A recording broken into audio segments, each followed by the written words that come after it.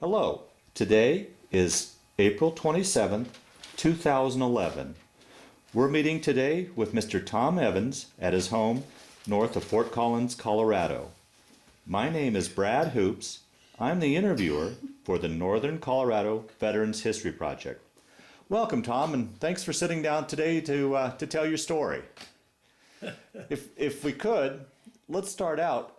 Tell us a little bit about yourself, your date of birth, where you were born, a little bit about your family. My name is Tom Evans, and I'm a Missourian. I was born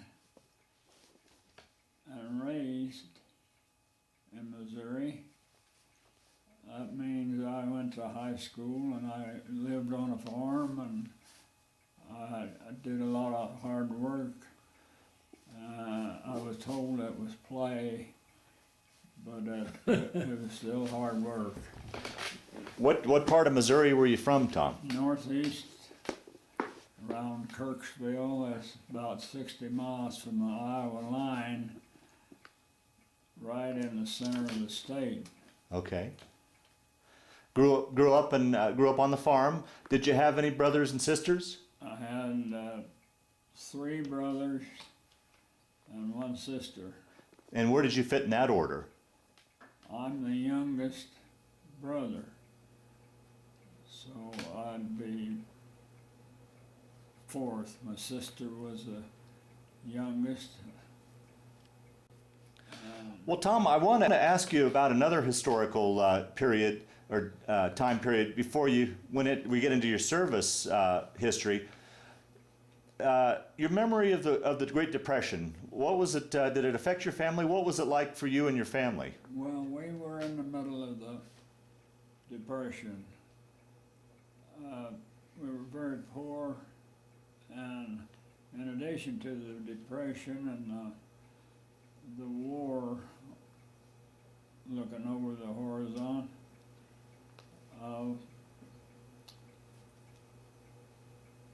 we had the cold to contend with,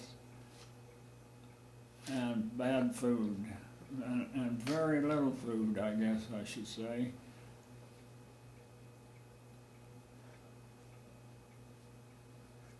You just weren't producing enough on the farm, or what? Just bad crops, or what happened? Well, bad crops, these drought years. Drought started in 36 real bad, 1936, and went into the first years of 1940. Oh boy. So when we came out of the drought, our folks still hung on to the farm, and a lot of people didn't. But we hung on to the farm, and we started all over again, and raised some good crops. And in 1940,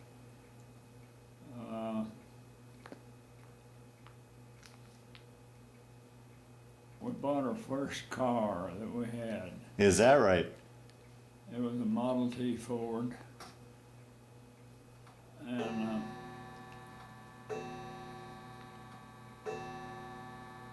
Prior to that, you just got around on horses? we had a buggy. It was a good buggy in those days, but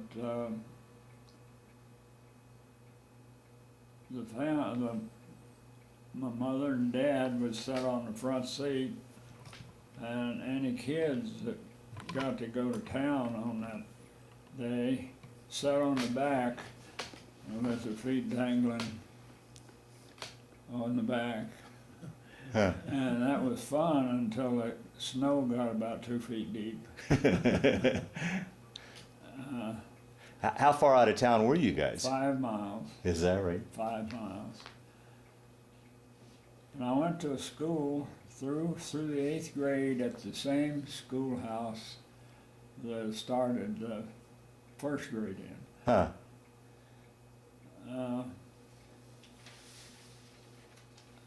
And I remember although times were hard, the community got together and built a one room with basement schoolhouse. And we went back in that, well, of course, when my parents died, and to visit once in a while, we went back to that country, and that schoolhouse is still standing. Is that right? And there wasn't a light blown out. It was, I guess, people respected that these guys did do something right. And then from that school, did you move on to a high school then, or where did you? From that school, I moved to I went to high school. And the first 2 years, I was in high school. I wrote and then my sister went with me up in the second grade and third and fourth. We had a horse named Colonel. He was mean.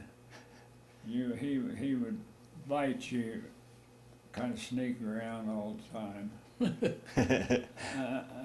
and bite you. Or if you're feeding him roast an ear husk, you know, he'd get your thumb and he wouldn't let go.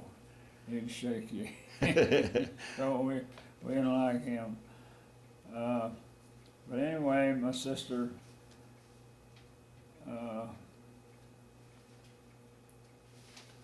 she was the only girl in the family, and I kind of looked after her in the bad weather especially, and in the good weather, she'd start out ahead of me and I'd catch up. And that was grades 1 through 8. And in high school, I rode a bus. To get to high school, I rode a bus part-time, but still had to walk a mile, because from our property line to the people on the south of us, the bus went down their road. It didn't go down the road we lived on. And across the road to the north of us, Adair County started, and they wouldn't let, because we were out of the district. So the bus sounded good, but we still had to walk quite a distance. What year did you graduate from high school? And it was actually 42. The spring of 42? No, it was the 40. I speeded up a bit to get out. There's 3 kids in high school that did this. Me and a boy named Tater Green and a boy named Harry Ward and me. Because we speeded up to get in. We wanted to win the war. You wanted to get in the war. Wow. Well, let me back up. Do you remember where you were and what you were thinking when you first heard about Pearl Harbor? Yes. I was down in the field. We heard about it in September of 40. December of 41? 41, I guess. Yeah. And I was helping my dad strip the leaves off of sugar. We called it sugar cane, but it wasn't like sugar cane they had down south. The stalks were maybe big as a hen egg, but I'd strip the leaves off of that. He'd come along and cut the stalk and lay it in bundles that you could handle, and square them up on the wagon, And then he'd put them on, get this wagon ready to go to the sugar mill. I mean, we had a regular sugar mill that they run this through, had a horse out here that turned this. Turnstile. Yeah. And then the juice would run out of a spigot, a pan, and that would boil. I'd put it on fire and boil, I think, 24 hours. And it came out really pretty clear and was pretty good at the end of the Depression especially. And if we had any left, a lot of sugar cane took a lot of water. And we had a low spot in a field that would have a tendency to pool water. And we'd get that sugar cane from that, and it would have a lot of juice in it. And we had any left, why, we'd just give it to the neighbor and tell him come and get it. Because you could get 2 or 3 loads, wagon loads, that's all we wanted. We'd give it to the next guy.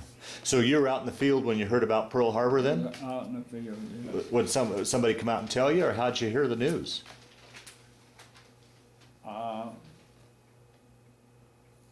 My dad broke the news.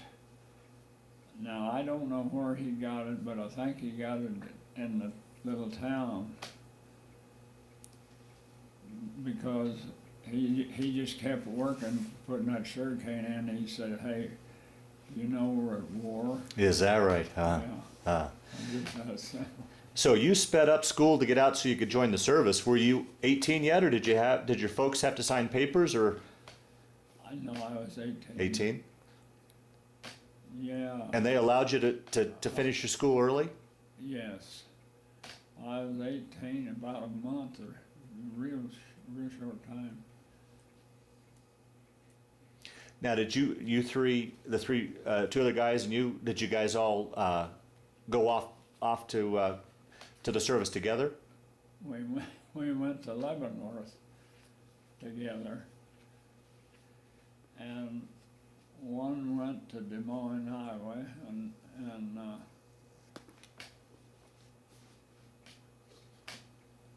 one went to Lincoln, Nebraska, and I went to Camp Roberts, California. Now, so you guys enlisted in the Army, correct? We did, yes. How did you come to choose that branch of service over the others? Well, actually, it wasn't a choice. Oh, is that right? It was, you get in this line, and you get in this line. Okay. And you get in this line. Okay. And I got in well, I really didn't know whether I was, well, first, Taylor Green got in the Air Force, and Ward got in he wanted to get in the Navy, but he didn't. He got in the Army, and I got in the Army, but I didn't feel bad. In fact, I'm glad I got in the Army. Huh. Because I went to California and I got good 11 weeks of good training, that it was, well, I think it was tough as the Marines. Well, now, how was that for you? How was that going from civilian life into military life? Was that much of a change for you, or a transition for you? No. Yeah. I got along fine. I didn't create havoc or try to show it off and Yeah. that you're a big shot or Yeah. something like Yeah. that. How was it being away from home? Because I imagine growing up, you probably had never traveled too far away from home and was always with the family. Was there any sort of homesickness or anything like that? No, the Huh? only county I'd been in other than Macon which we lived in, and that the county line went like throw a rock out a bedroom window in a dare. So being like that didn't hurt me. Now there are some things in the school district that my folks didn't like, but they handled those. I didn't get into that. So it must have been pretty exciting to be halfway across the country in California after. Well, it road troop train, of course, Uh-huh. and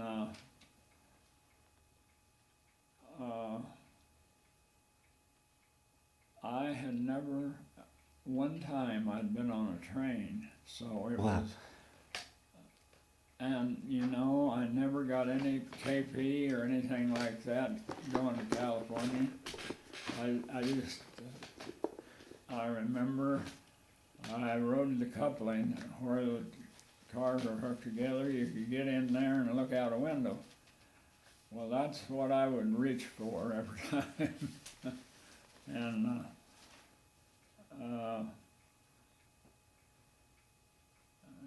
went to California and entered training right off. I didn't wait.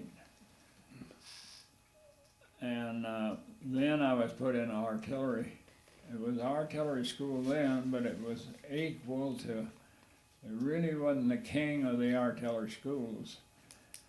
Fort Sill was at Fort Sill at Lawton, Oklahoma. Right. And the other one was Fort Bragg, North Carolina, I believe it is. So I didn't have much to gripe about there. So which one did you end up going to? Camp Roberts. Oh, after Camp Roberts. Is that where you did your artillery school? Camp Roberts. I did my Basic? my basic. I did, and that was tied in the artillery, and it all fit together pretty well.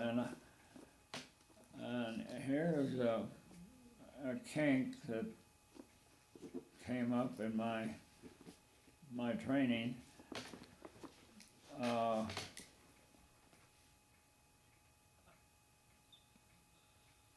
I took a Air Force test, and they were going to make a bombardier out of me.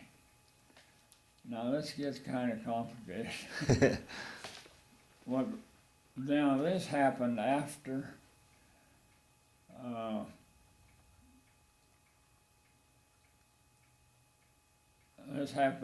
I had finished my training at Camp Roberts.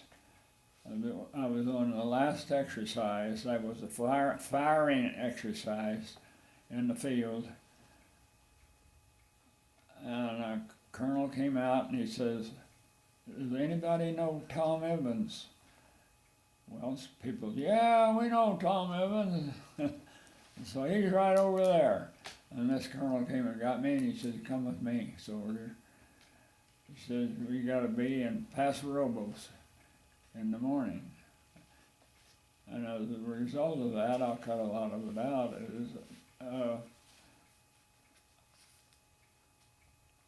the colonel said, "You passed this test and you're going to the Air Force now." And I thought, boy. Huh. Is that why you were chosen? Because you had done so well on the test, do you think? Or how'd they pull you out? Well, I knew what I did.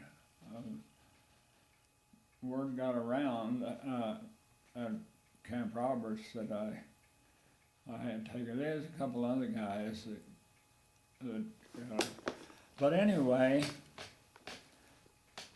after that all took place, and I was picked to go to, well, they called it pre-flight down at Denver, Denver University.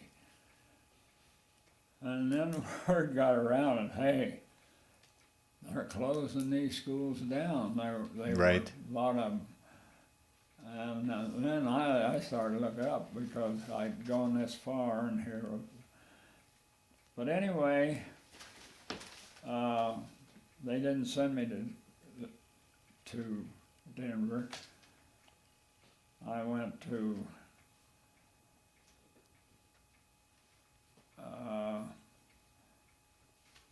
Fort Breckenridge. I guess they call it Camp Breckenridge, Kentucky. That's where I wound up. And the stops between there were about 2 days. One was up at Sheridan, Fort Sheridan by Chicago. And that was just to pick up a pair of shoes and a duffel bag and all that stuff. And I went into the personnel section. They had this all figured out. Now, Evans, you go here and you go there and all that stuff. And they sent me to see this captain. He says, "Well, Tom Evans, you look like a good soldier," he said. "It looks like we'll have to put you in the infantry." And, well, I would have gone with infantry. I came close. But I said, "Well, Captain, I finished my artillery training, and I did quite well," they tell me. I was the #1 man on 105 guns. And he looked at it again, he said, "By golly, you're right. We're gonna put you in artillery." And that's how I wound up.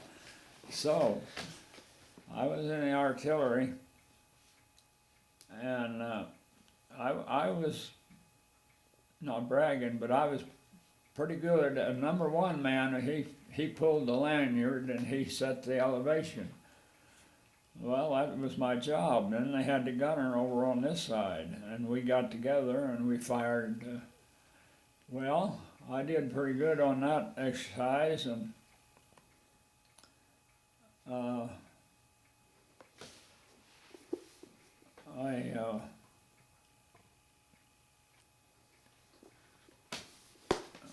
I forget a little.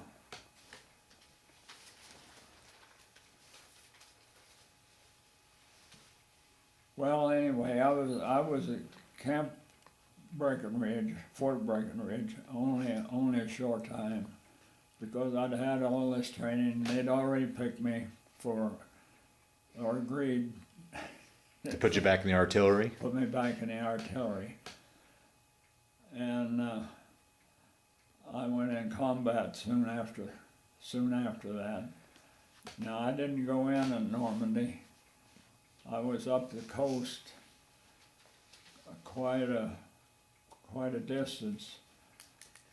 That's French coast. And Well, let's back up a second here. So Okay. from Camp Breckenridge, then, where did you go to cross the Atlantic? Where'd you take off from the States? Do you remember? yeah, New York City. Oh, is that right? Yeah. Now, what was that like for a Missouri farm boy to be in the big city like that? Well, we were. They had that figured out too. In fact, our stopping place for sure was somewhere on the Normandy coast, along in there. Now, were you in a unit at this point, or were you going over as a replacement? I would say going over as a replacement, although there were several people in the same category that I was in, but not by a division or a whole flock, I guess. Right. But there's something funny. Now, when we got overseas, they told us, you go there and you go there and you go there.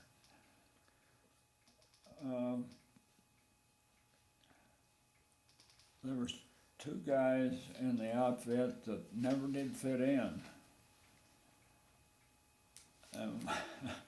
One was named Vitello, and when we got ready to go to combat at 3 in the morning, this one guy, Vitello, he didn't want to go. And so when it came down time, well, time's up, we gotta move out, we got a war to fight. Vitello wasn't around, and we never did find him. And so they just put him down as, I think, missing in action. Well, that was pretty soft, if you ask me. Yeah. So that's the last time I saw that guy overseas. Now, I saw his name in a Army publication, and I almost wrote in and tell him, oh, well, now you better look under a bush up there. But I didn't. This was this was 10 months after the war. Yeah. Now the other case was there was a German Jew, and nothing wrong with him at all, except he had relatives in Germany, and he didn't want to fight. I mean, close relatives, right, like uncles and aunts. And so he jumped out of the back of the truck. That was, some other people saw him. He jumped out of the back of the truck and just decided he didn't want to go. He wasn't a good soldier. He was, and that's got rid of those two guys really off shot, out of the box. And we pulled off, and at 5:30 in the morning we were in action. Well, I want to ask one question before we go to the front lines. Once again, I always go back to this Missouri farm boy. Yeah. What was that crossing the Atlantic like for you? Did you get your sea legs? How was that trip? Well,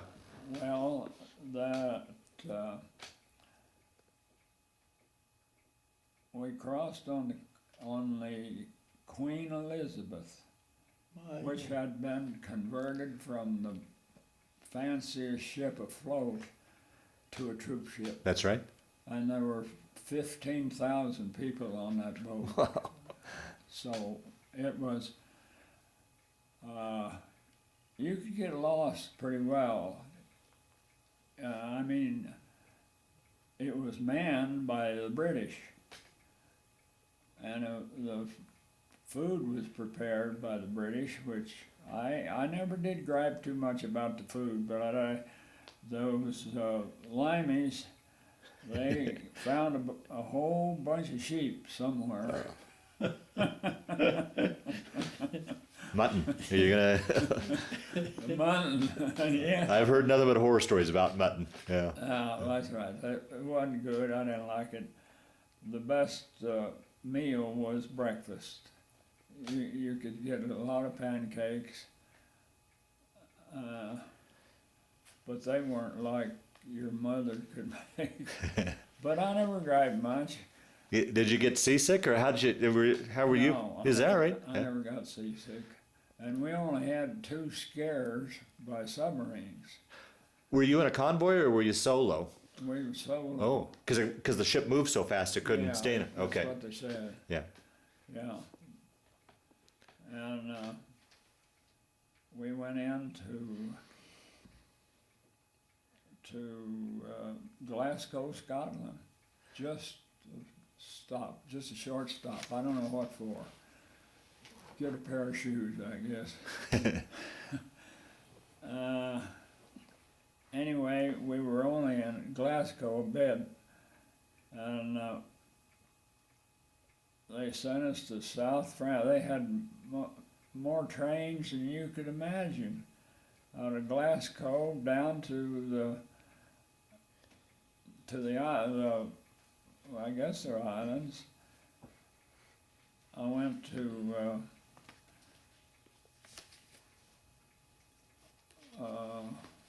can't think of that. Wales. Went into Wales. Cardiff, Wales. Now there, we never did get a bed to sleep in, but we got a blanket to, and this was all U.S. gear, which I was glad. We got the stuff, and we had to have that all packed up by a day. They gave us a day, and we started out to march to Southampton.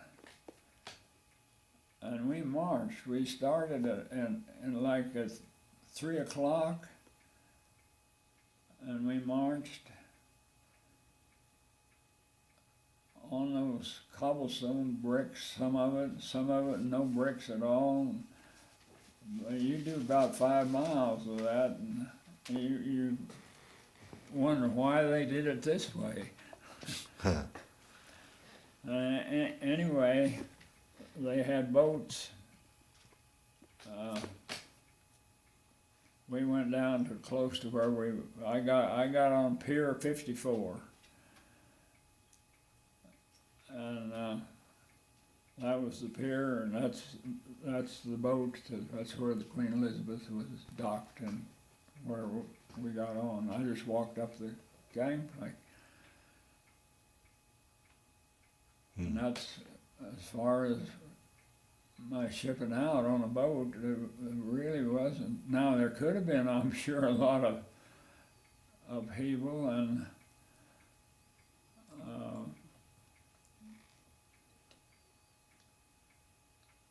rough riding, I guess. But as soon as we got on the boat, then pretty soon they pulled the anchor in, and we were on our way. And it was all British. So now you crossed the channel from Southampton to France then? Yes. Okay. Yes. Okay. And now we can move ahead. You got in, you got settled, you got up at 3 o'clock. Now, once you got into France, what were you assigned to? What unit were you assigned to then? I was assigned to a battalion, 898th Field Artillery Battalion. And of course, that's broken down by batteries. Mm-hmm. Like I was finally in Battery A. Now there was more breakdown on what Evans's job was going to be, since we were over here in France. So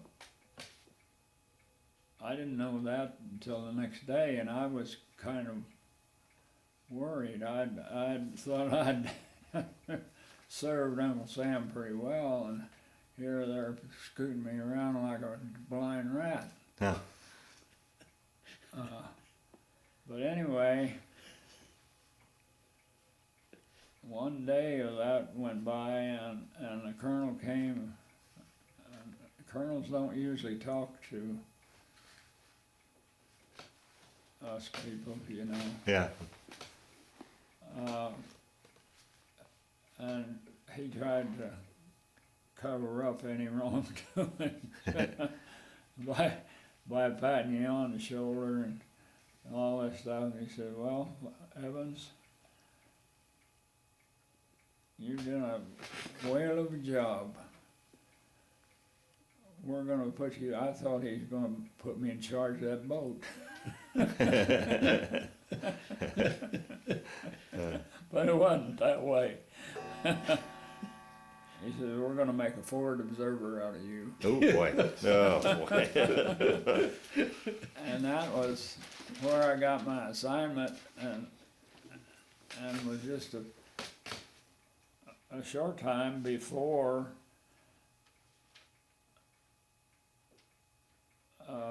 we went into action. Okay. Now it was a whole division one, but we were firing 105 millimeter shells within an hour after this all took place. because our map showed where everybody was supposed to be, where the French were supposed to be, and they usually weren't.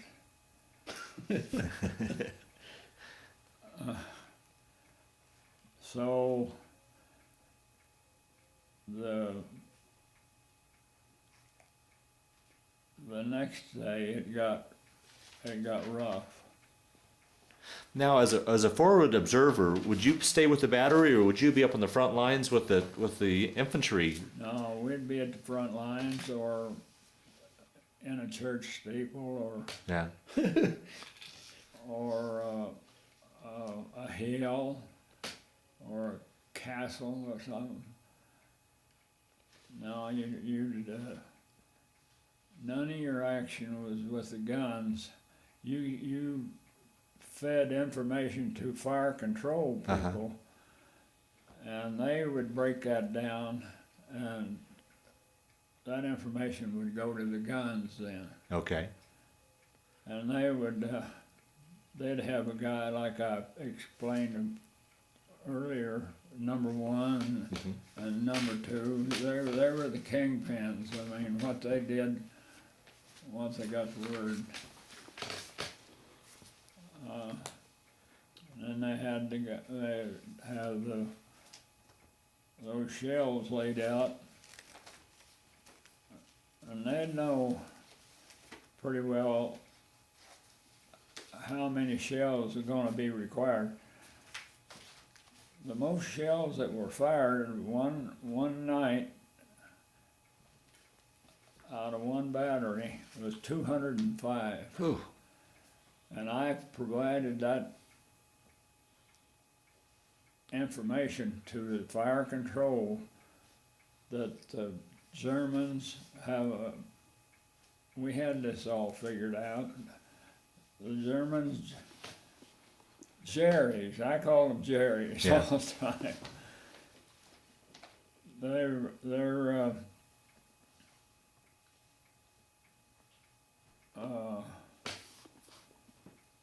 going to launch a big offensive movement tonight, and they did. And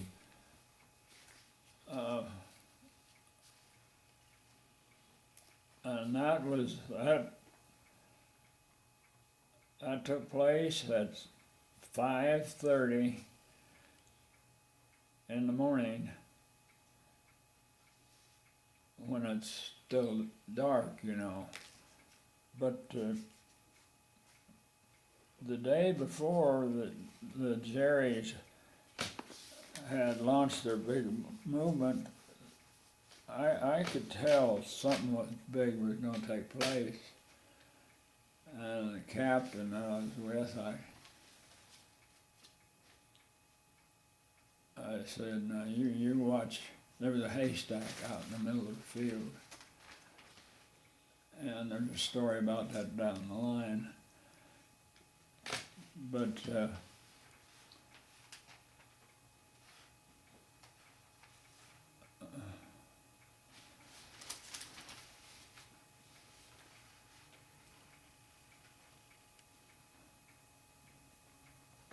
sometimes I can't remember like I used to. Well, fair enough. That's 65 years ago. That's fair enough. So how far back from the front line would you be, like in this case, this offensive from the? Maybe 3 miles. Is that right? Yeah, or maybe 2. Or maybe if you had to change your firing schedule, you might leave it out there at 5 miles. That's the way you lay a battery is you pick the number 1 gun out of battery A, the number 1 gun, and you set it, and this is based on coordinates that were determined, and that's where I fit in. The coordinates determined out on the front line. And your work you would get real close to the company commander and the infantry. in fact, you would tell him what you had figured out, and he'd let you know what he had figured out. So you might fire one, and it would be way off. So, well, you got to make a correction real quick. You got to velocity, the elevation. You got to make some changes in there. Well, in this case, at 3 in the morning, or? Mm-hmm. No, 5:30? 5:30 in the morning. Yeah. You'd have to have that figured out, and then you'd fire another one, and hopefully it lands in there and looks real good, and boy, hey, just let them have it. So you fire the battery. That's 4 guns. And that looked real good. And this was a big operation. So, fire battery B and battery C. And now that's putting the lead out there. Now, how would you set your coordinates or choose your landmarks at 5:30 in the morning when it was dark? How would you figure that kind of? Well, you'd have in our case, we dug a hole at night and we had a Coleman lantern in that hole, and the only thing that shone outside was, once you got in that hole, was this Coleman lantern, or maybe just a good flashlight. Yeah, you couldn't be doing that figuring once the war had really got borne down on you. Because they would determine your location. Yeah. Now, in our location, we took a direct hit on because the day before that, and you're always working like they're going to hit you this time. You're Oh boy. always working. And we were always working, and it's a good thing we were. We dug that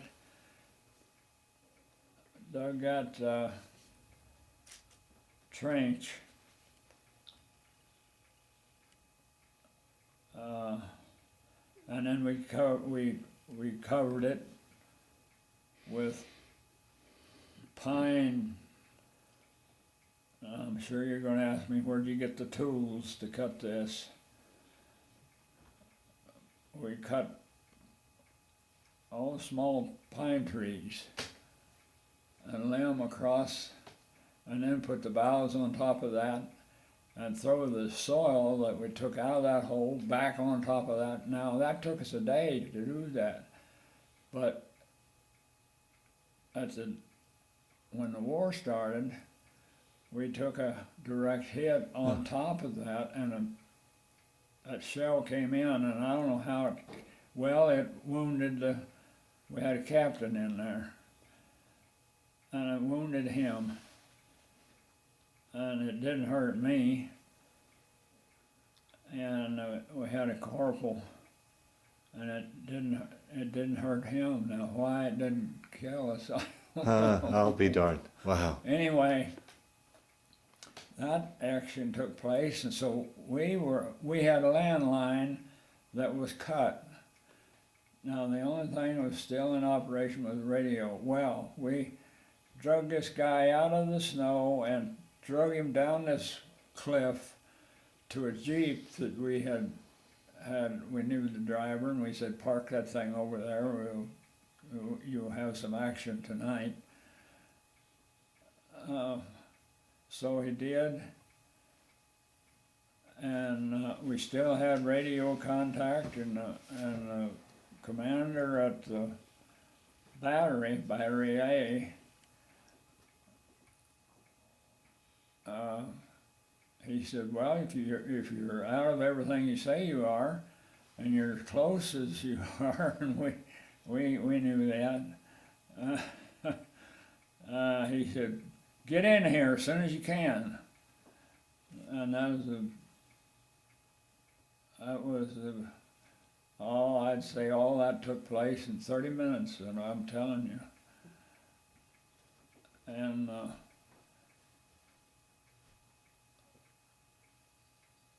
yeah, 30 minutes. And then he said, when you get all that, get new coordinates, because you can't go back and be under their artillery.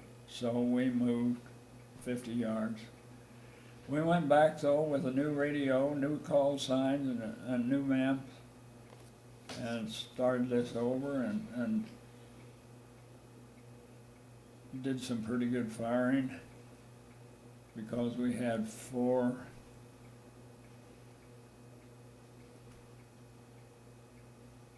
batteries now, and we took some pretty heavy losses. But we stopped the main thrust.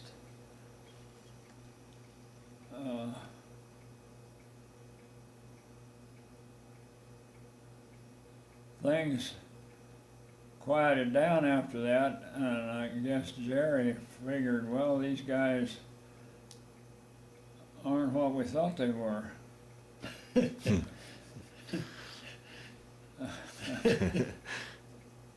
And we might have, I forget, but we stopped that, and we held the position instead of attacking right off. We could have done that, but we had quite a bit of blood too. Wow. Yeah. What's it like? If you can describe what you were going through for people like myself that have never been in a battle situation?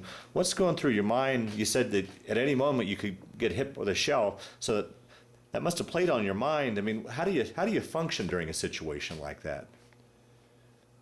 Well,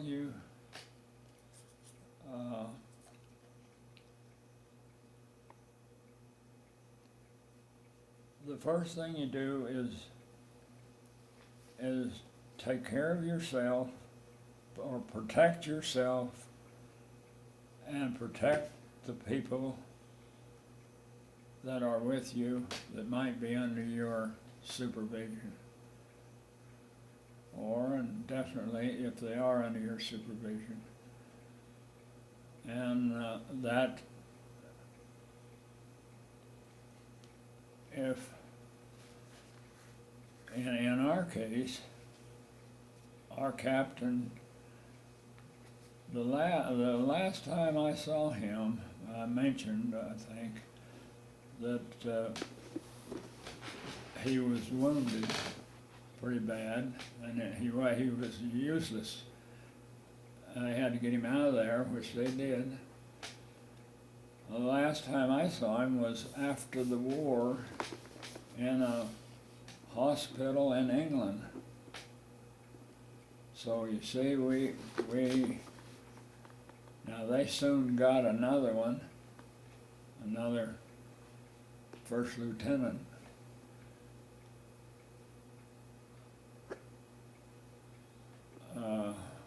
But you can only go so far, and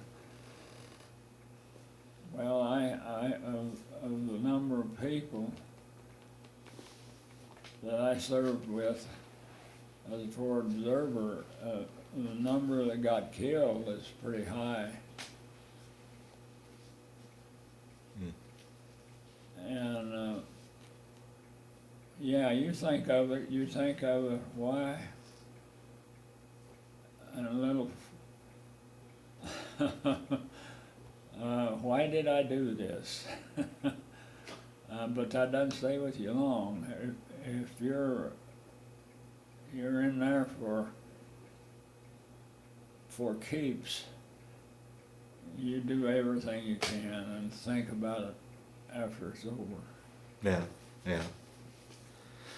So from that battle then, take your story, where'd you guys go from there then? Well, we in a couple of days, we stayed on the offensive, on the kicking, stayed on the offensive. And now that took place on Christmas Day, 44? 44, yeah, 1944. So this is right around the time of the Battle of the Bulge then, correct? Well, this was the starting of the Battle of the Bulge. Okay. Yeah, that's when we got the big snows. Yeah, I think from what I understand, that was one of the coldest winters Europe had ever experienced. Yeah. Did you have proper clothing? Were you? No.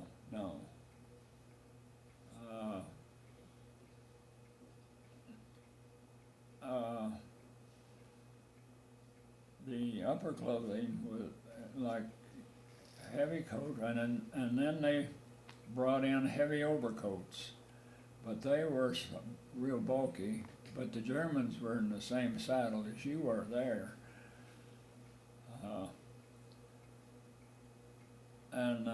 The footwear, in our case, and I think in old Jerry's case, it was about the same. It was inadequate. Now I froze my feet in the Battle of the Bulge. It really wasn't serious, I guess, because I kept fighting, and I never really got them taken care of. It was sometime later. Now they said, don't worry, you don't get the Purple Heart for frozen feet.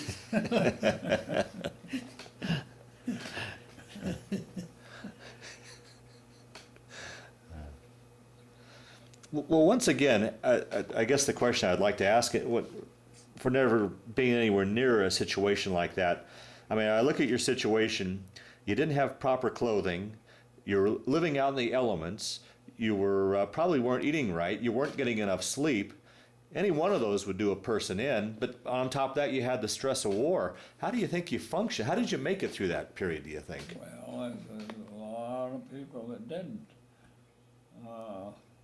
And then and thinking about that is one of the hardest things to go through. Sure.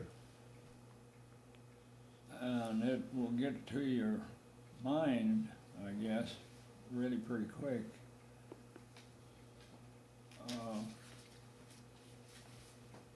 But the weather, well, it was a large deterrent on taking GIs and Jerry's out of action, because your mind just can't handle it after so long. Mm-hmm. And the weather, like you get 2 feet of snow and no hot food. But I'll have to say this, if it was at all possible, they had cooks. They had field kitchens first, and then they had cooks that run these things. And they would they do their best to get you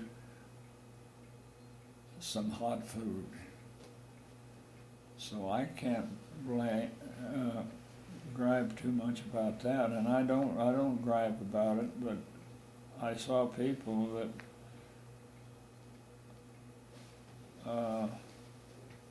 they were hurting, and they weren't putting on either. They were hurting. Yeah. And how were you doing yourself, personally? I mean, you said you had frozen feet. Well, in some cases,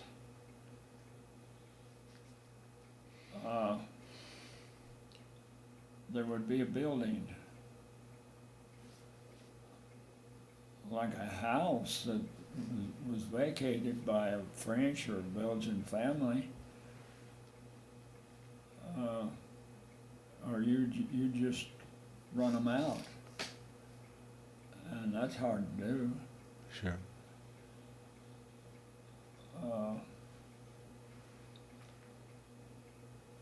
But yeah, I'd say that was one of the worst things that we put up with was the weather. The total number of people, I'll give you this figure,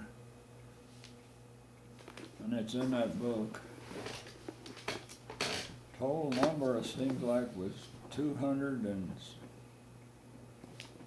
now this is the number of people that were GIs, American GIs. 209,000, not all at once, but over a period of time. And killed or maimed,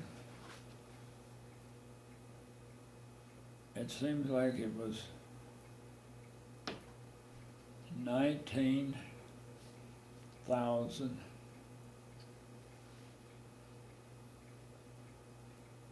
And I forget that. The figure that's in the book I'm giving you, it's in there though. Okay. And that figure is not mine. It's out of an Army publication that, well, they kept records on this.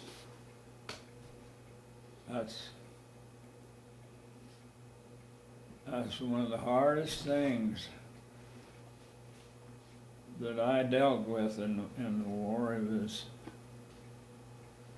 seeing all these,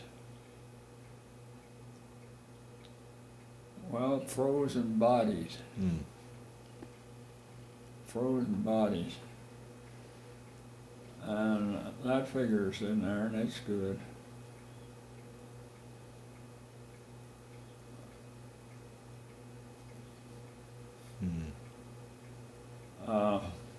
Like you get up early in the morning, you crawl out of a lot of times you had to dig a trench. Right, yeah. You had to dig your own trench. And the first thing you did is you threw that little trench shovel away and stole a spade. Because the spade was a good tool. You could dig it. The snow covered the ground so well that it didn't freeze deep. It just, the snow protected it. Oh, okay. And in some cases, there's be a foot of snow. Well, that's tough, but you might have to crawl down in a hole to get away from old Jerry there for a while, stay in that hole. There was one thing that was, well, first Jerry's armor was superior to ours. Now armor, I mean tanks. They had the Mark 4, 5, and 6 tanks, and the Mark 5 was 4 and 5 was their. You heard and you read a lot of stories about the Tiger tank, and it was a beast. But you could, if you rode a 4. Or you were in the area of a 4 and a 5, buddy, you better get some cover real quick. Because the 4 and 5 was the better piece of, and it was better than our Sherman. Now, I've listened to tankers, and they say about the same thing I'm saying, only they say it quicker. And this was at night, and it was after the bulge. So the bulge, you guys had broke through, and Yeah, we had pushed them back, but I was assigned, I was walking right along with the infantry guys, slogging in and it was mud then. yeah. And I was moving a radio that weighed 600, no, not 600, 106, I think, pounds.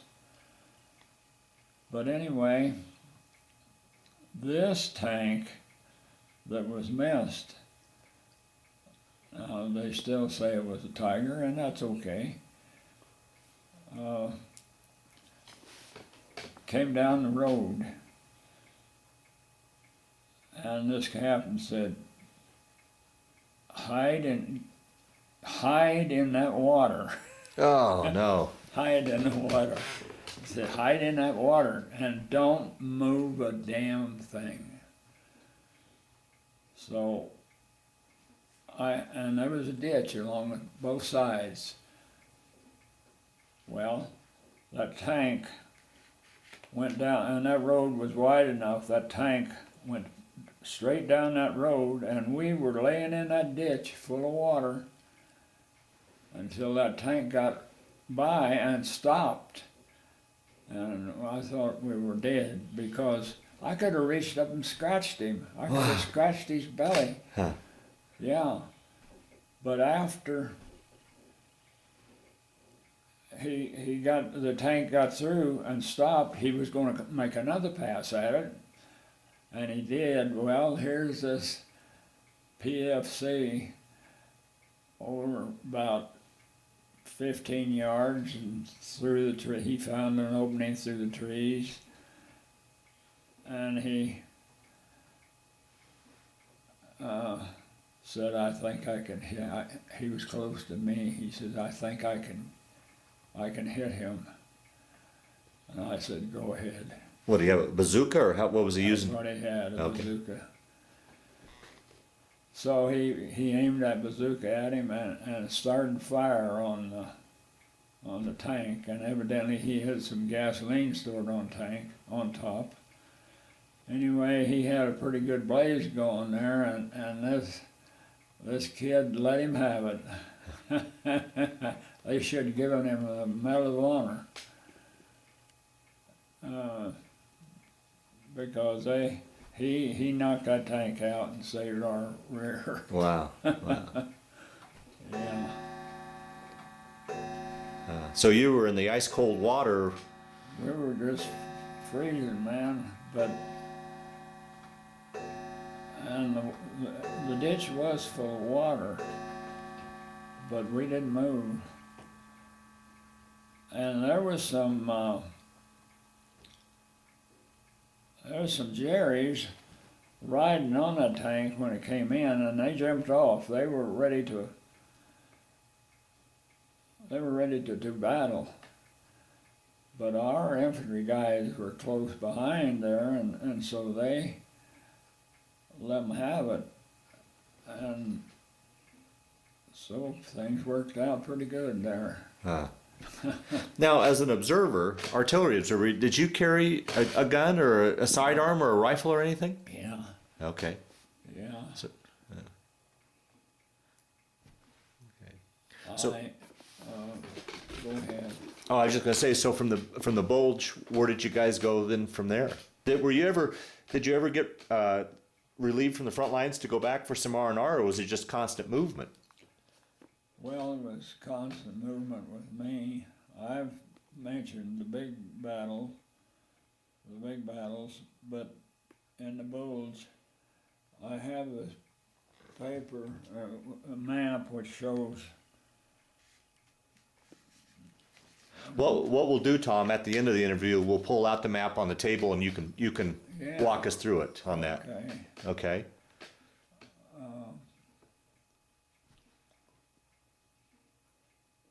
Well, No, after the Bulge, there was fierce fighting because Jerry didn't want to give up any ground that would put him closer to the Rhine River. Mm-hmm. They wanted to hold us from crossing the Rhine River. And they didn't do it though. Well, they did in one place.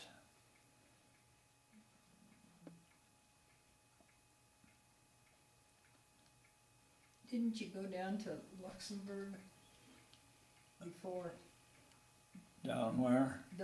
after the Bulge? Yeah. January, the latter part of January. Okay, from Christmas Day, I can even tell you what we had to eat Christmas Day.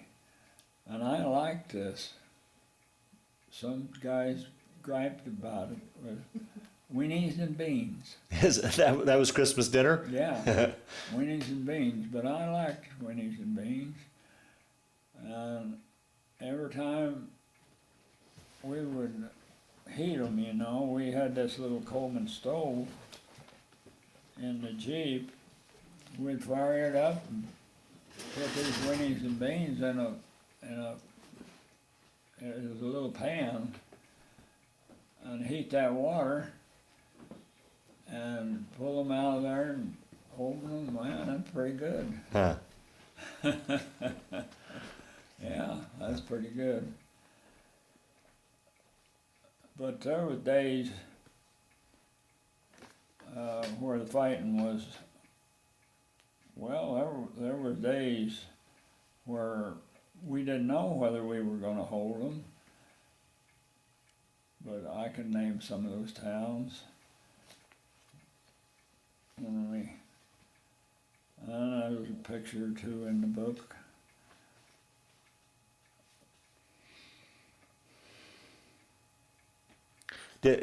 Once you got to the Rhine and onto German soil, did the fighting get fiercer now that you were on their soil? Or did we have the Germans on the run by that point? We had when the Bulge slacked off, when the Jerry realized that they're not going to get across where we were, we're going to have to choose a better place. So they chose a place down where the 7th Army was in charge, and that was in fact, I think the Jerry might have touched his home soil down there, but we kicked him back real quick because we didn't want him over there either.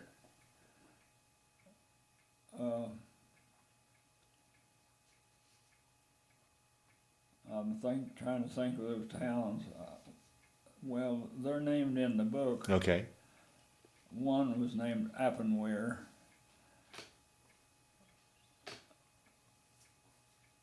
The biggest town was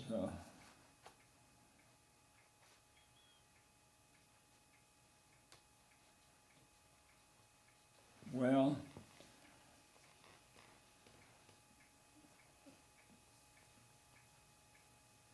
Jerry thought he could push us out of the way and come steamrolling to get across, get his men, large volumes of his men on the French side of the river. And we wasn't going to let that happen at all. So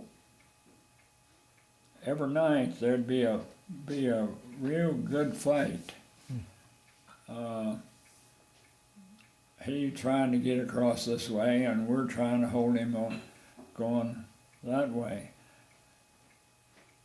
And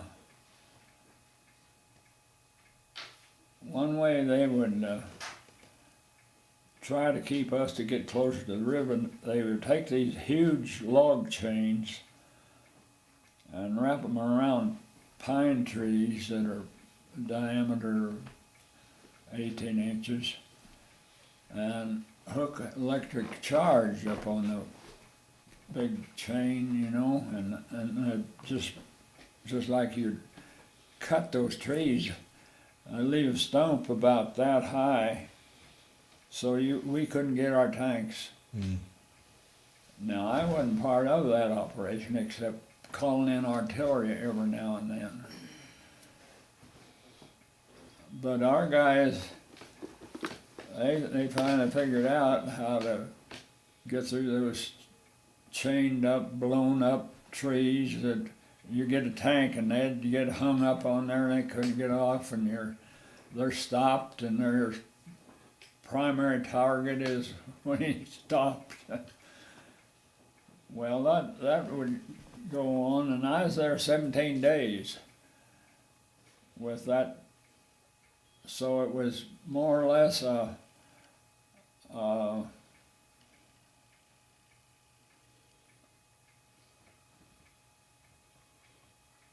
defensive, offensive operation. Whichever fit in the best on a particular night is what you'd use. And so there was a lot of Yankee ingenuity, I think, applied there.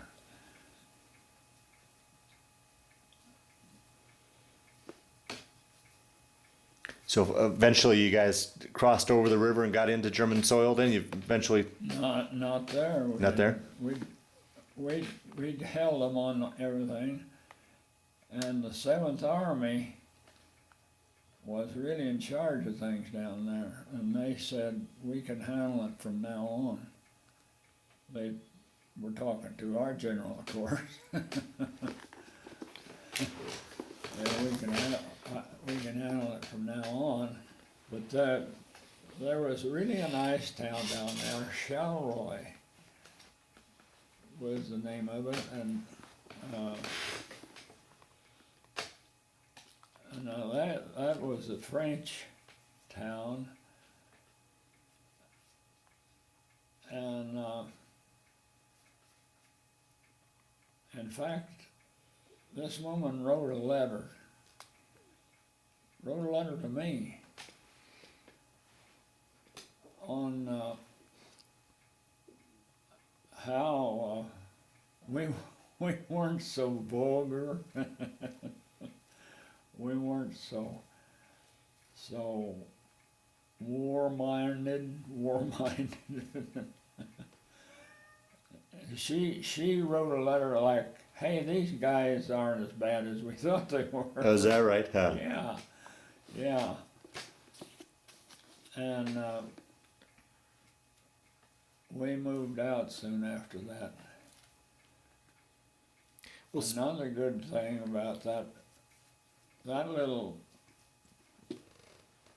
drop off,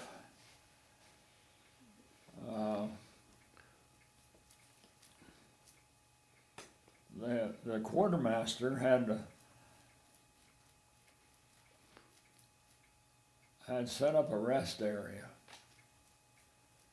and the quartermaster was in charge of hot showers, or good showers, and they were portable. They would move, they'd go from, kind of like the Red Cross, they'd just move in and out and go and follow the troops.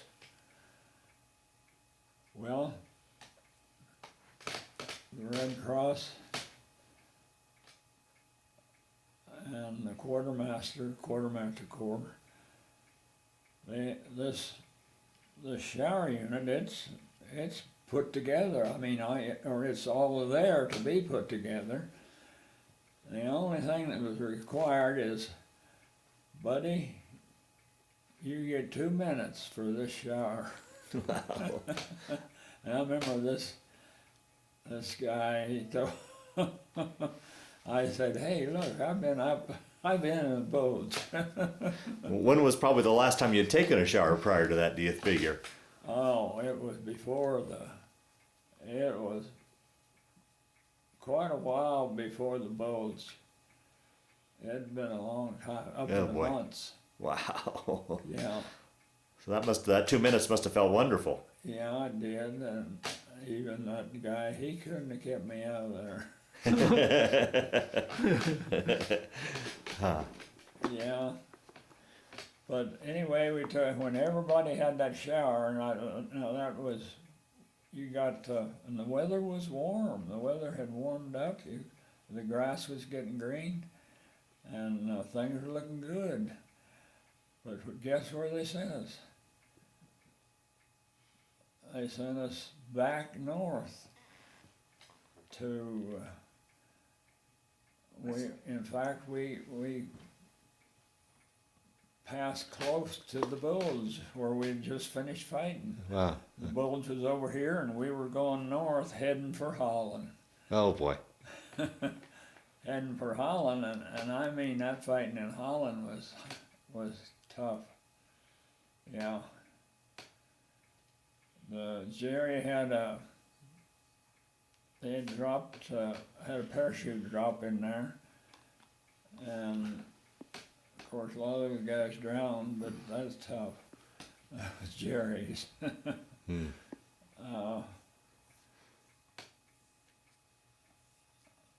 Our guys, and now I know one guy pretty well. I was in a meeting with him. He was a paratrooper, and he was out in that pretty much on his own.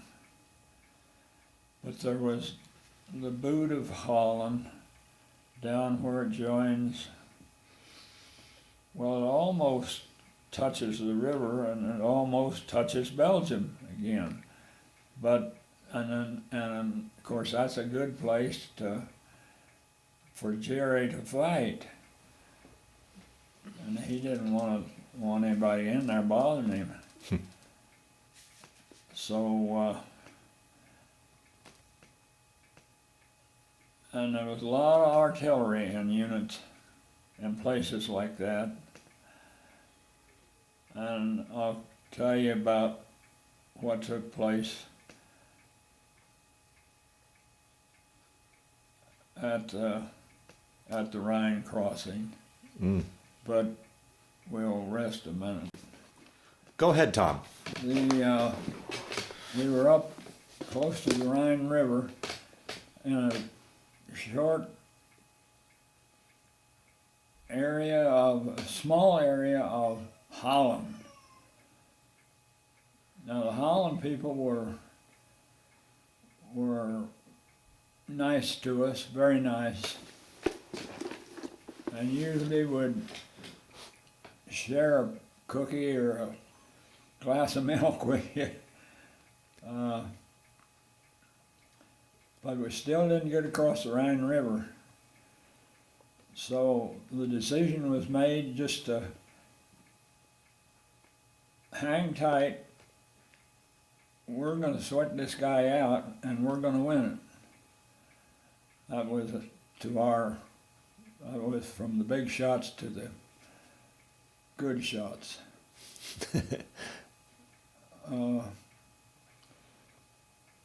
So we hung tight, and soon there came a day that we would cross the Rhine.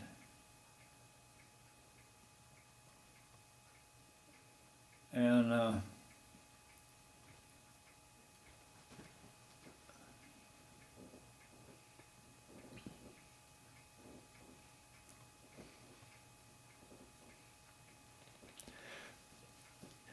Is this the period you're talking about where you received an award?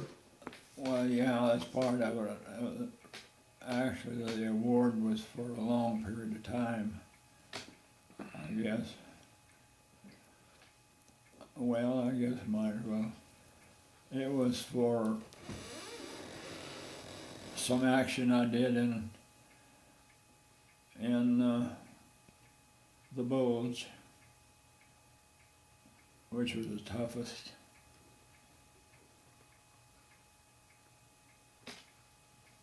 Anyway, we had to move quite a distance in broad daylight. And we could look over on the hillside and see just like mosquitoes on those Jerry's backs. They're so thick. The Jerry's were so thick on the hill, I mean. And they had things camouflaged pretty well. You couldn't find the tanks, you couldn't find the self-propelled guns or anything. But we figured now, in a short order, they would break that camouflage and we would find out where it is. So we waited and waited, and I climbed on a barn. Now we had the coordinates to go with this barn and hill close to us. So we gave the information necessary to the battery and told him just to fire one, and he did. And it was fairly good. But when you're firing into mountains, why, it's hard to get it really where you want it because of the increase and decrease in elevation. But the next rounds was pretty good. In fact, we scurried them out and they came out in the open, and we let them have it with towed artillery, and that's what ours was.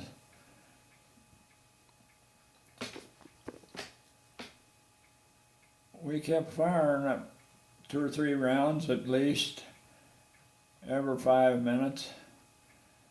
And I climbed up on this barn, and there's a picture in the paper, in that book. And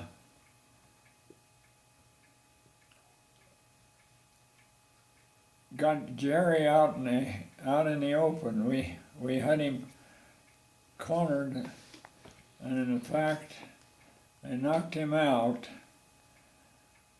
and they had a 88 millimeter gun, and that's the big weapon they have on all of their heavy artillery. It's the same weapon they use for anti-aircraft. They just drop it like that and use it for direct fire. I heard that was a very terrifying gun. It was very accurate, and everybody was terrified of the 88s. Yeah. Yeah, you didn't want to monkey around with the 88 too much, because you could do so much. 360-degree around, up and down, and very accurate.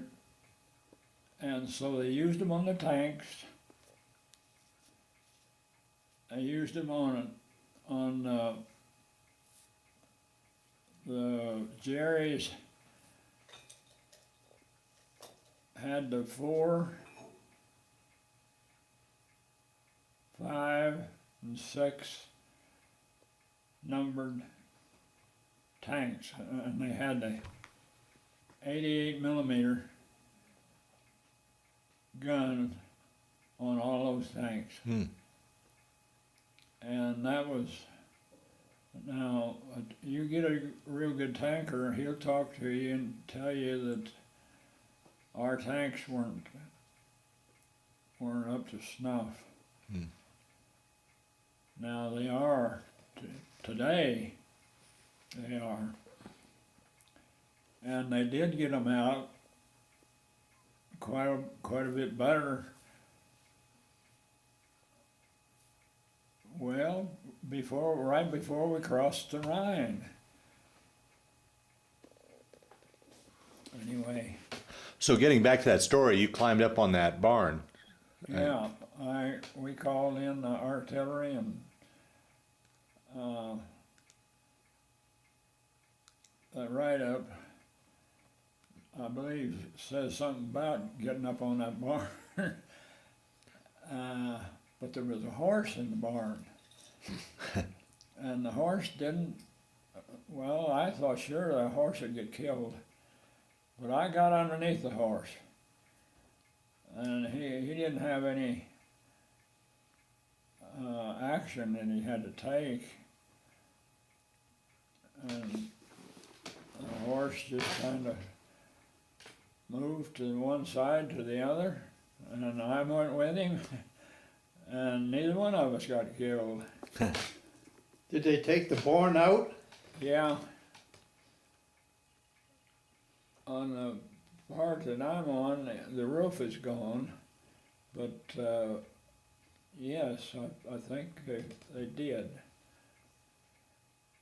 Well, that's all on the barn, and we got the ground troops where they came up the hill and turned their guns, and they had direct fire at us. But I stayed with the horse in the barn. How far away were they anyhow? Oh, it's 100 yards. Is that right? Yeah. I think can I say something? Yeah, please. I think he got the award because they were firing and he kept pulling the fire back closer to where they were, and he stopped, and he got them stopped. Wow. But yeah, they were almost fire, Right on top of directed them. the fire right on top of them. Wow. Yeah. So once you made it through there, where did you guys go from there then? Is that when you crossed the river? Well, we had some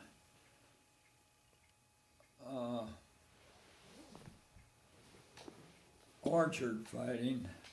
Down in that area there's small orchards, peaches, plums, and there was St. Vith's, the name of the town. I mean, St. Vith was the road opening from Bastogne to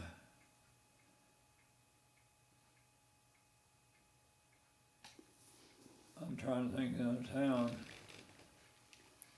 Well, that's okay if you can't remember. Yeah. No problem.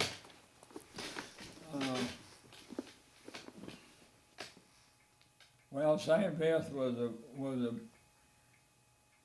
almost as rough. Well, it was as far as casualties as the Bulge. St. Vith was just as rough, and it lasted. We had terrible death rate. We brought the artillery fire in on the top of us. You had to do that, although you knew you were going to kill some of your own people. Oh boy. That's because you're so close to the enemy. Yeah. Well, when we left there, we went up the river a little bit more, and the weather was nice. The weather was warming up real good. And you wouldn't believe this, but the Navy joined us because they were going to help cross the Rhine. The Navy, yeah? The Navy. Huh. And they put on GI uniform, Army, just like we did. So they were running around there. heck, probably a week, and I didn't know who they were. No, it wasn't that bad.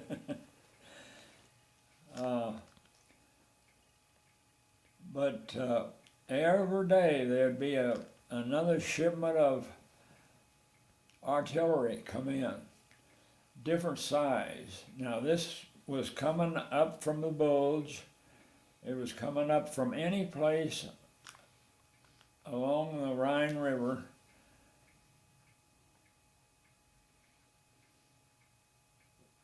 It'd come up through the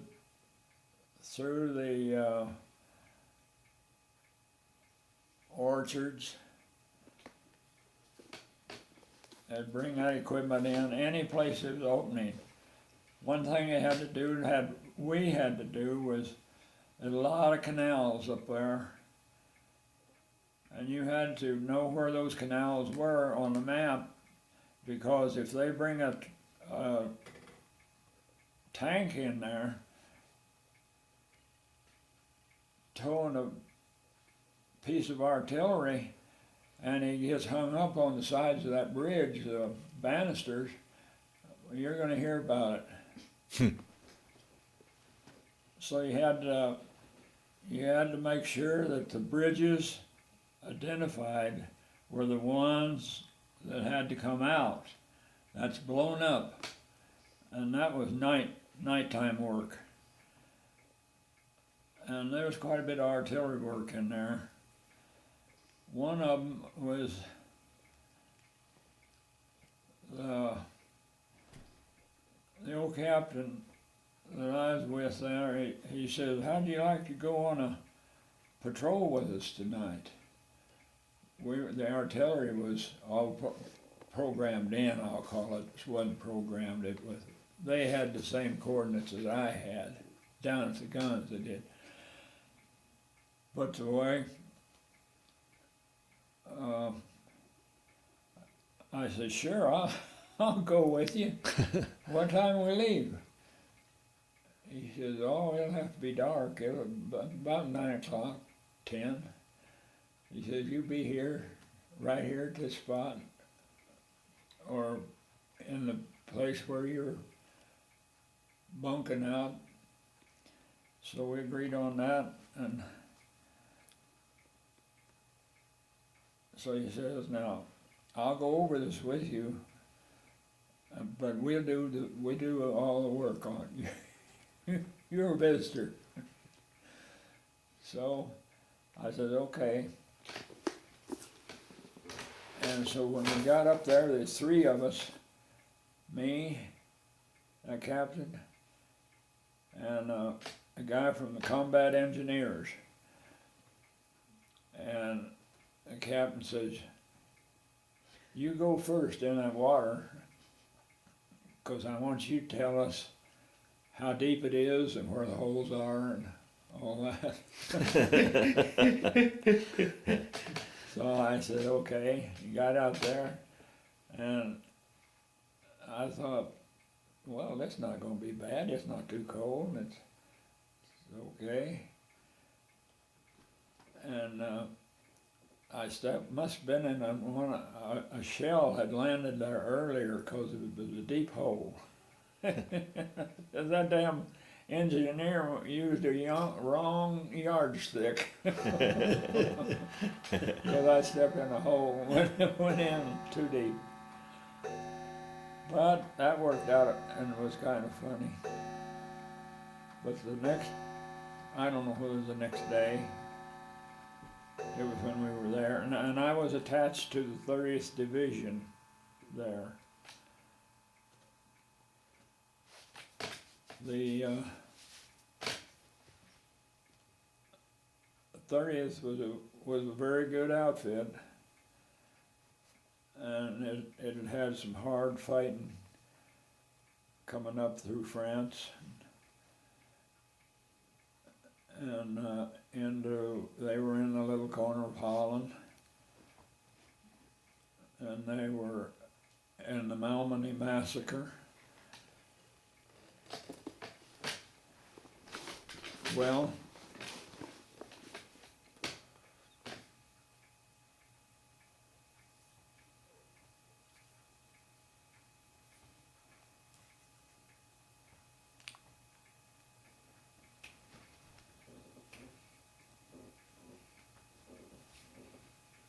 the Malmedy Massacre, that's in the book, but it's where there's a unit just called Artillery Observation. And that's a U.S. unit. And they had been up north in Holland, and they had heard about the Jerry massing this large number of troops, and they weren't their job was not to kill Germans unless they really had to. Their job was to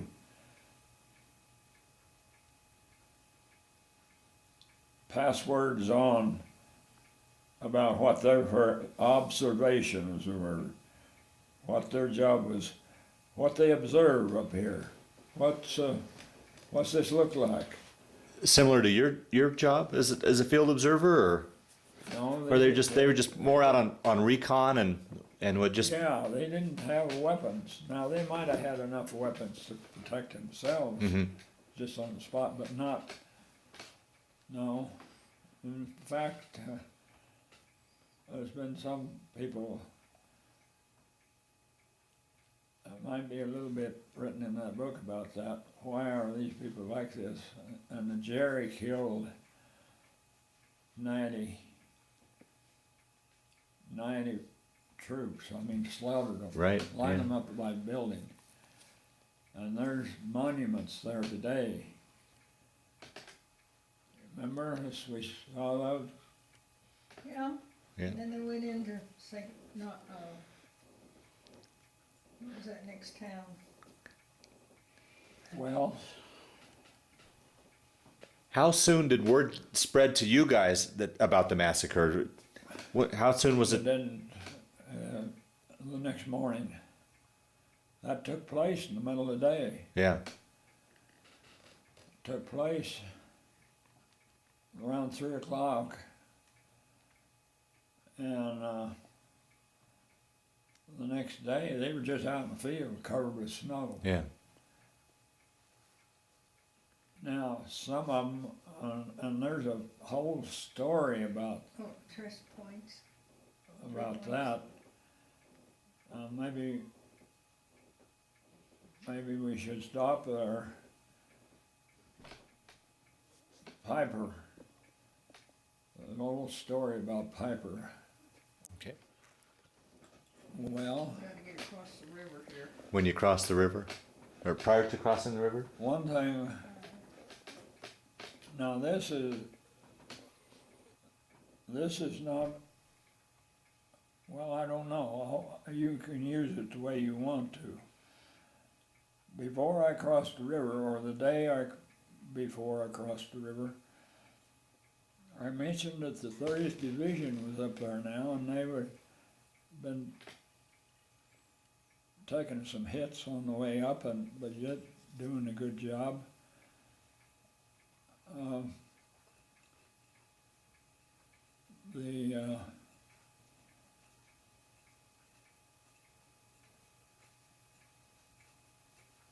The 30th was lined up and going to chow, and this is something you never want to do, is fall in line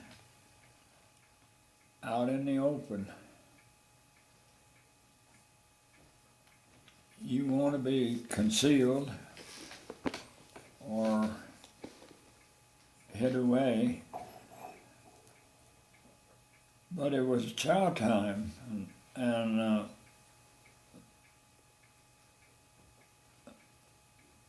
the 30th was, they were lining up for chow, which they should never do. And a lone shell came in that day at chow time and burst right in the kitchen and killed 30 guys. Killed. Now the blood was red and the bricks were red, and something like that gets to you. Oh, sure.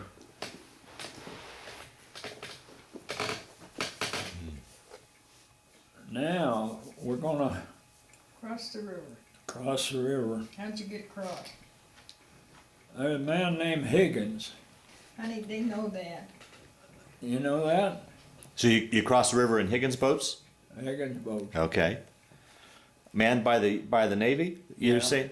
Yeah, we weren't all manned by the Navy, Yeah. but some of them were.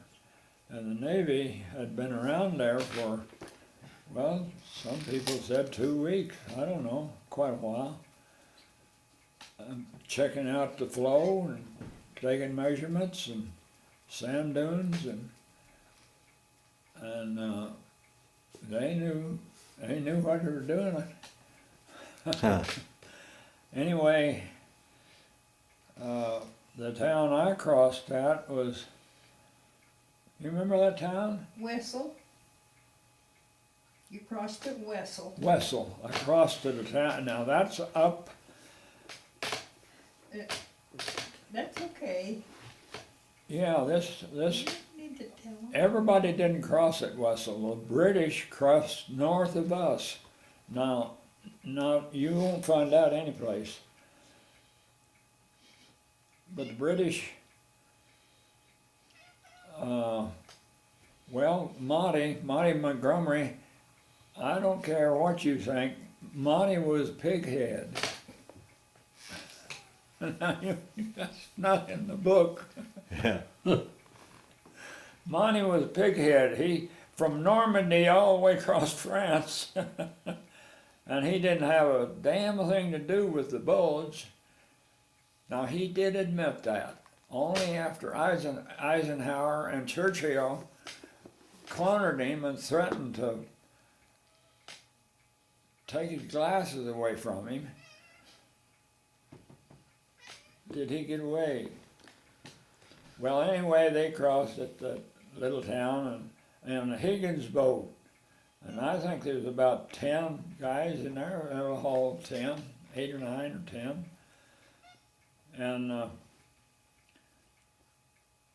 when we got on the other side, the first thing you do is get away from the edge of the water, because that's where the mines are gonna be, and that's where the Jerry's gonna shoot you, because he wants to get rid of you as soon as possible. Well, one of these GIs had to take a leak, so he stepped aside, and out in front of him was a Luger pistol coming through the air, an MG-42. That's one of the best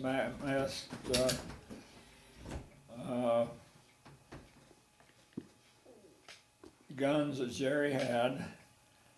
The regular infantry rifle, which is very good, and then their old, even a World War I rifle.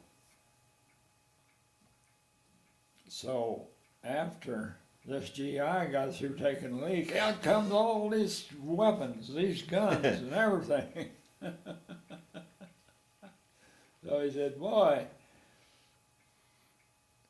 don't fire another shot, just let the weapons pee on them. Did you have much resistance where you crossed? No. Yeah. Now, inside we did, but down on the river, that's the Rhine River, they had things rigged up pretty good. They had balloons up on cables that floated at different heights. And it was mined pretty good. They had small boats that with dynamite loaded in them. They had these boats just floating down the river. One day there was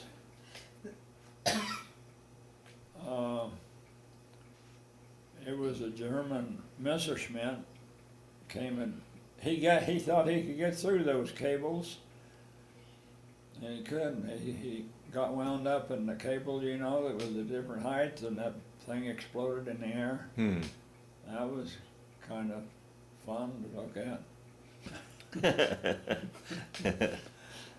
Now, there's the V2 rocket. I saw probably more V2 rockets as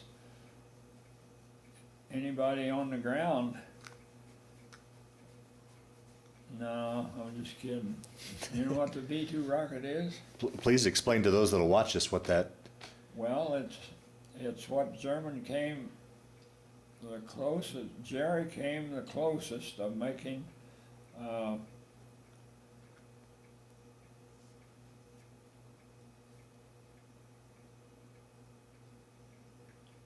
I guess a rocket. It was rockets that they fired to England, They correct? fired to England, but once in a while one would go astray and land in Holland. One landed real close to us. Is that right? Yeah. Closer than,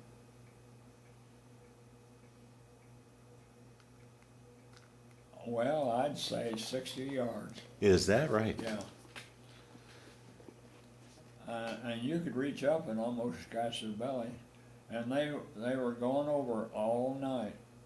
And this one that came close, I mean, guys that were were in their sack, they came out to look at that.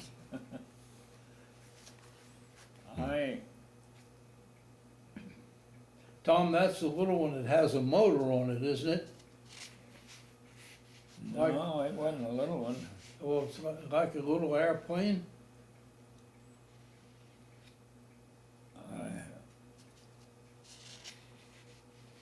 I don't think Funny so. noise. That was a rocket? Yeah. Yeah. And it was made, I knew the town, in fact, it was made not too far from where it was launched. I can't think of the town now, but I know it.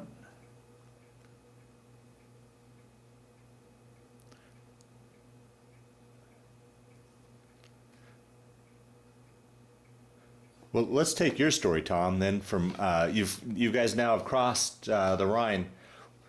Take your story from there. Where'd you go? Where'd you go from there then? We went in, we collected all our goods and got the troops all together, which was not too hard because the British landed on the far north, and I believe it was the 17th Airborne. They only made one jump in Europe. They gathered all their stuff up. We gathered all our stuff up, and everybody, and the airplanes were bringing stuff over and dropping it.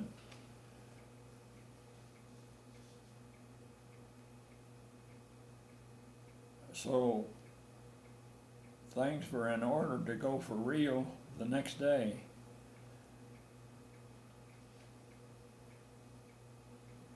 And to go for real, I mean, put all these troops together, use all of this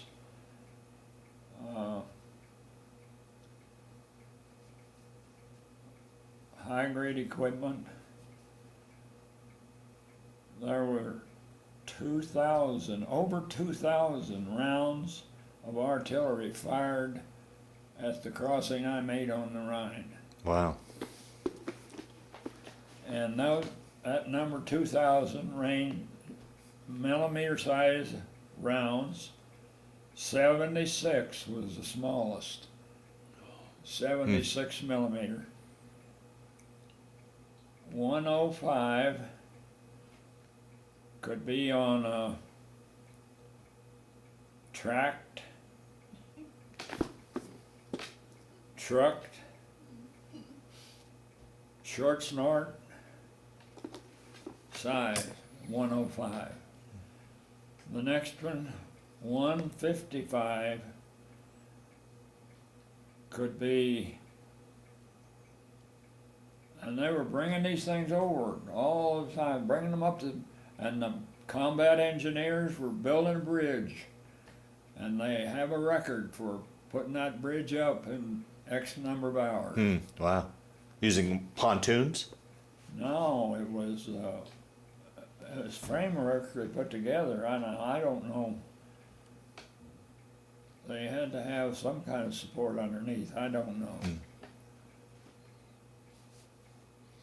But So- they had, starting way back here on the sand, so those vehicles wouldn't get stuck, those tanks especially. We had ramps, and they'd run everything, there's solid stream of